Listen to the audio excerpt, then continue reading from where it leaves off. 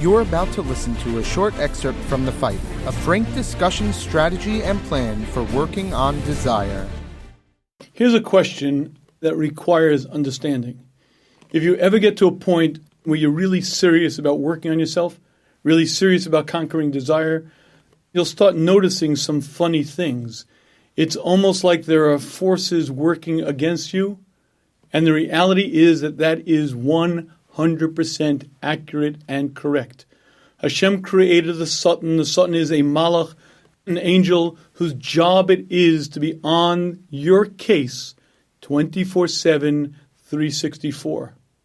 And one of the questions a thinking person should ask is, who needs him? Why did Hashem create him? And when you understand the human being, you can understand why Hashem created the Satan. As the Voces explains, Hashem made us out of two very diverse parts. There's a part of me, a pure neshama, that only wants to do what's right, good, and proper. Within me, there's a nefesh bahami that only desires what it was created to desire. Those two are in constant battle, constantly fighting for primacy, constantly fighting for control over me. One or the other is always becoming more powerful, and one or the other is vanquishing the opposite side. And life always is a battle. Either the seichel, the neshama, becomes stronger, or the nefesh bahami becomes stronger. The human being is ever in flux. And that, if it could be, presents one of the greatest dilemmas. What happens if? What if a person, from the time he comes to some level of understanding, listens to his neshama, listens to that voice inside that tells him what's right and good and proper?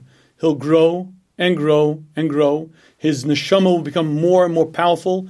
The nefesh bahami will become weaker and weaker. He might have started at 50-50, but then after a while it becomes a 60-40, 70-30, 80-20, 90-10, and at a certain point, after not many years, there'll be no reason for him to be on this planet.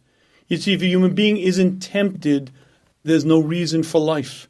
Life is supposed to be a battle, and we're given reward for resistance, for growing, for accomplishing. But if a person ever got to the point where his seichel was so powerful, his neshama came so to the fore, that the nefesh bahami, animal soul, had no sway, there'd be no purpose in life. At 15, at 16, he'd check out of life, he's done his job.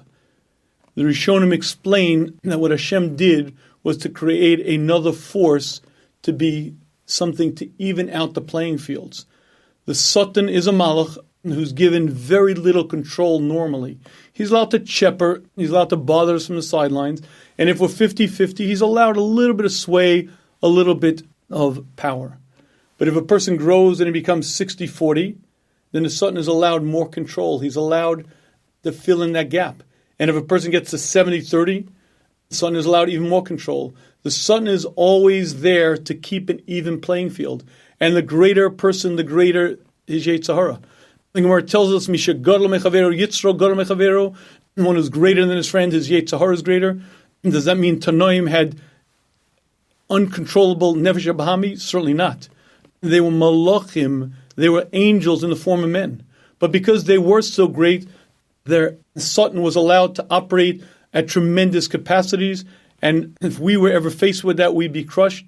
But understanding that his job is to keep an even playing field, to always keep the challenge going, allows me to understand what he's doing, to understand why Hashem created him, and understand who I'm fighting against.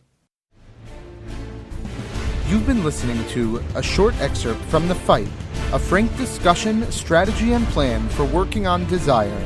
The Fight, as well as many other series, are available at theshmooze.com or on the Shmooze app for iPhone or Android.